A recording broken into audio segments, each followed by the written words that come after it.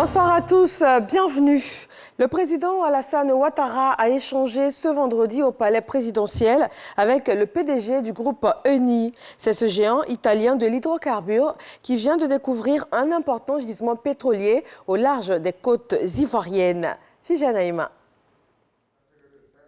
Si le forage exploratoire effectué au large des côtes ivoiriennes par la société Eni, le géant italien des hydrocarbures, a permis la découverte récemment d'un très grand gisement pétrolier et gazier, la place est désormais aux études techniques et à l'investissement qui vont permettre l'exploitation effective du gisement.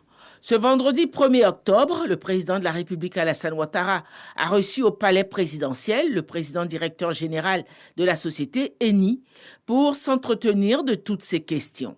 Ces échanges ont fait ressortir le formidable impact que cette exploitation pétrolière et gazière pourrait avoir sur le développement du secteur pétrolier en Côte d'Ivoire. On a parlé de développer une façon efficace et rapide pour pouvoir porter des retours matériels au pays.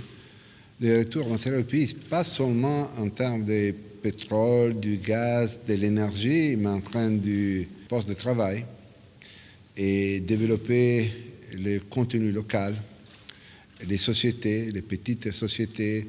Donc, regarder à ce développement comme une opportunité pour développer le pays, pas seulement dans l'énergie, mais dans les compétences, dans la formation des cadres. On a parlé aussi de développer ces gisements en réduisant les émissions de CO2.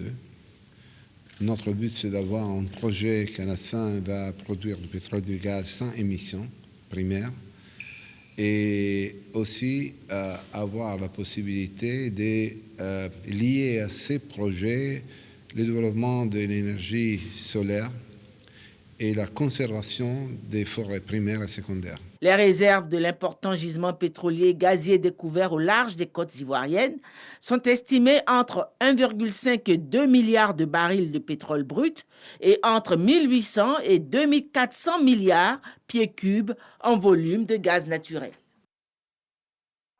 D'aujourd'hui, 1er octobre, la grande campagne de cacao est ouverte. Le prix Borchon fixé aux producteurs est de 825 francs le kilogramme de cacao.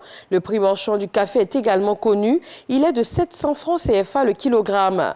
À l'ouverture de cette campagne, le directeur général du Conseil Café Cacao a rendu public les résultats du recensement des producteurs. Il est de plus de 993 producteurs de café cacao, repartis entre 8% de femmes et 92% d'hommes. Le Centre national d'oncologie médicale et de radiothérapie Alassane Ouattara lance les activités d'Octobre Rose, mois de lutte contre le cancer du sein. En présence du ministre de la Santé, le centre a dévoilé son calendrier d'activités pour une campagne de forte mobilisation des populations avec une série de dépistages gratuits. L'Institut mondial pour la croissance, structure sous tutelle du ministère de l'Environnement et du Développement durable, initie un forum avec les acteurs de la société civile sur les changements climatiques. Une occasion de faire le point des préparatifs de la COP26 qui aura lieu à Glasgow, en Écosse. Objectif, inviter les organisations de la société civile à contribuer efficacement à la lutte contre les changements climatiques. Dans l'actualité internationale, les relations franco-maliennes ne s'arrangent pas. Souvenez-vous, le Premier ministre de la transition malien, Choguel Maïga, à la tribune des Nations Unies, a mis en cause la France dans la détérioration de la situation sécuritaire de son pays, à cause notamment de la transformation de l'opération Barkhane annoncée par le président français, décidée sans consultation ni concertation avec Bamako, selon lui. Eh bien, le président Emmanuel Macron vient de qualifier de honte ces accusations du Mali. Il a ajouté qu'elles sont inacceptables. Et puis en Tunisie, pour terminer, Najla Bouden Ramdan, nouvelle chef du gouvernement, va devoir composer avec un président bien décidé à rester maître à bord. C'est par exemple à lui qu'incombe le choix des futurs ministres.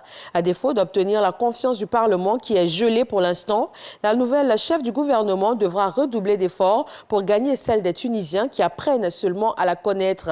À cela s'ajoute un appel à manifester des opposants contre ce qu'ils appellent le coup d'État circule sur les réseaux sociaux. Voilà, merci à tous de nous suivre sur RTI 1. Je vous retrouve avec grand plaisir à 20 h.